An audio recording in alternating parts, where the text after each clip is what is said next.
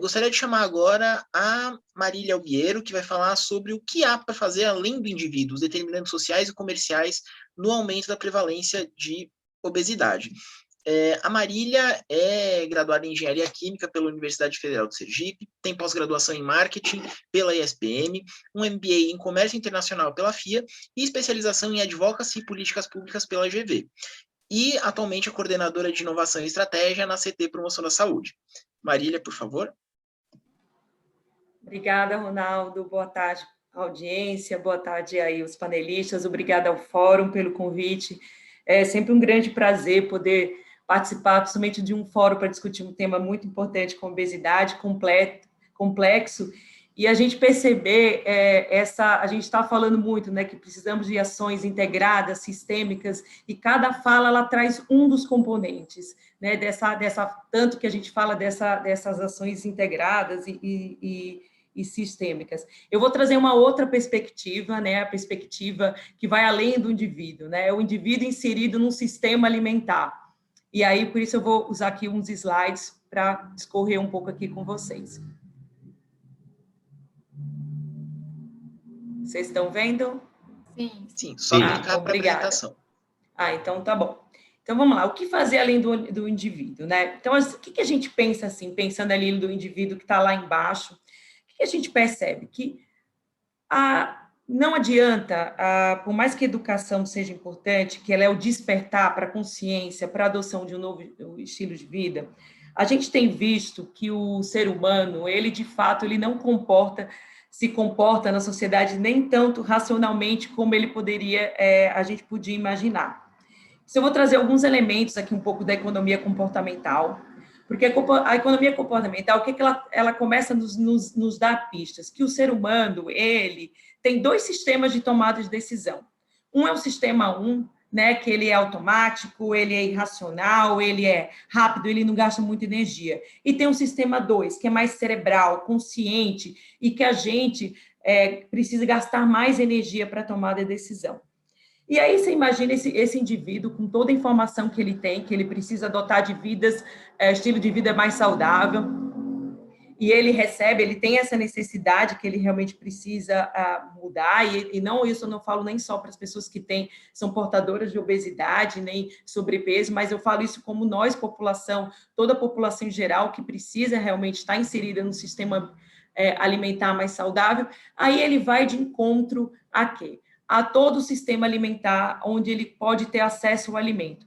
Então, se você parar para pensar, todos os nossos ambientes alimentares que a gente está inserido, se a gente fechar o olho, a gente consegue imaginar isso, e se a gente pega principalmente, pegando um pouco a população mais de baixa renda, né, seja no supermercado, na escola, na feira, restaurante, estação de trem, metrô, ou mesmo no aplicativo, todo o sistema alimentar ele está sendo organizado para quê? Para que as nossas decisões sejam tomadas de forma que você não tenha acesso à alimentação saudável. O nosso sistema que a gente usa para fazer as escolhas alimentares é esse sistema rápido.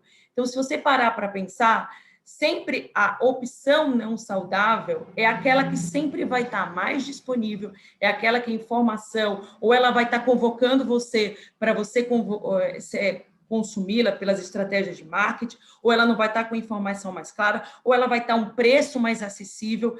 Se a gente pensar todo isso, ele é configurado atualmente para eu ter uma alimentação, uma escolha saudável, eu tenho que gastar muito mais energia para ter isso. Então, a chance da gente falhar, por mais que a gente tenha uma autoconsciência que a gente precisa mudar o estilo de vida, é muito grande, porque o sistema alimentar ele não tá nos ajudando.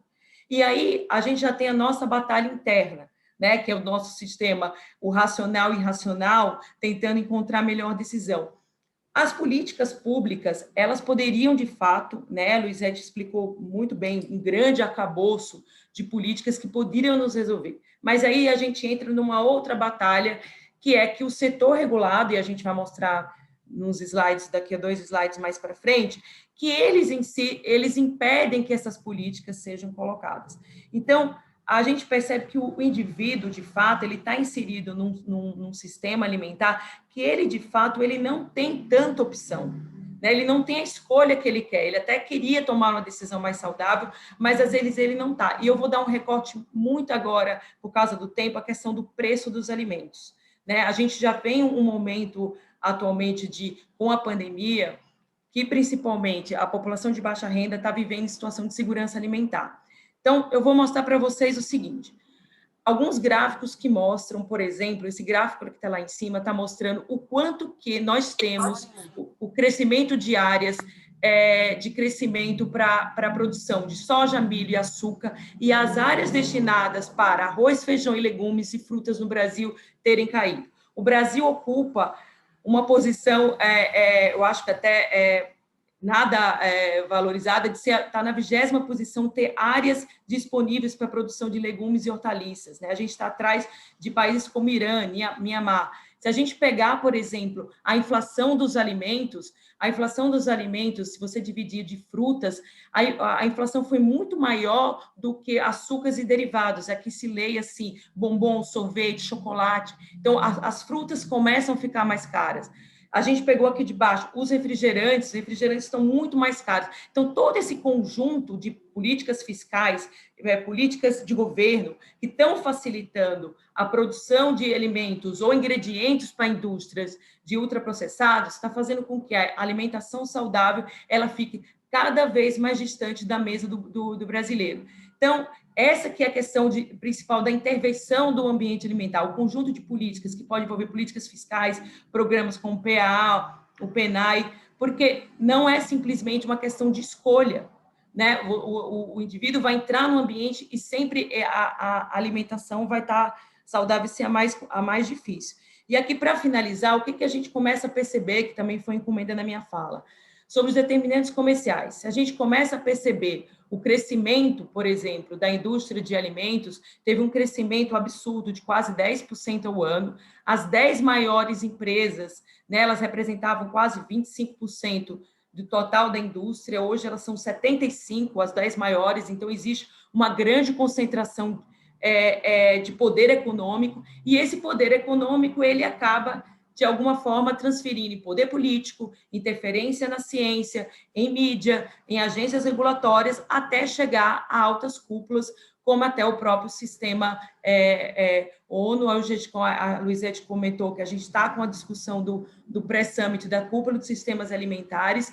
Existe toda uma influência no caso do Brasil, para mostrar que o Brasil é um grande exportador de alimentos, mas pouco se está olhando para as políticas que o mesmo país que é um grande exportador, ele também é o mesmo país que tem mais de 100 milhões de pessoas em segurança alimentar. Isso é um pouco do que eu queria trazer, dessa necessidade que a gente tem de trabalhar conjuntamente, né? Todas essas políticas são importantes, do indivíduo ao coletivo, sistêmico e integrado, a gente tem que trabalhar, e todas as políticas têm que trabalhar no mesmo nível de intensidade, relevância e prioridade, e eu faço um convite para todas as pessoas aqui do grupo, trabalhamos em conjunto. Desculpa aí pelo tempo e obrigada aí pela oportunidade. Muito obrigado, Marília.